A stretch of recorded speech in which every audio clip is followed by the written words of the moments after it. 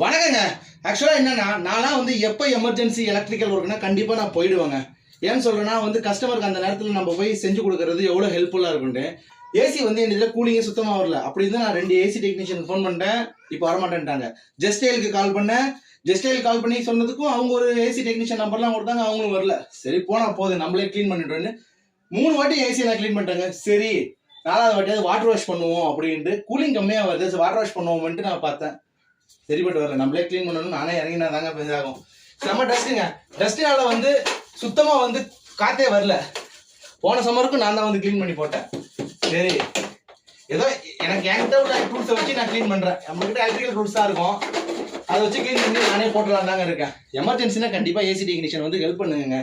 Okay, நாம வந்து electrical ஃபீல்ட்ல இருக்கோம். ஸோ இந்த ரிலேட்டட் ஃபீல்ட்ல இருக்கனால நம்மளுக்கு தெரியுது நம்ம அதை எப்படி கழட்டணும் எப்படி பண்ணணும்னு தெரியுது. என்கிட்ட டூல்ஸ் தான் இல்லை. அந்த என்கிட்ட வாட்டர் கேன் தான் நானே இதெல்லாம் பிரிச்சு நானே பண்றேன். ஏசியை 2-3 வாட்டி நானே பிரிச்சு சர்வீஸ் பண்ணிட்டேன்.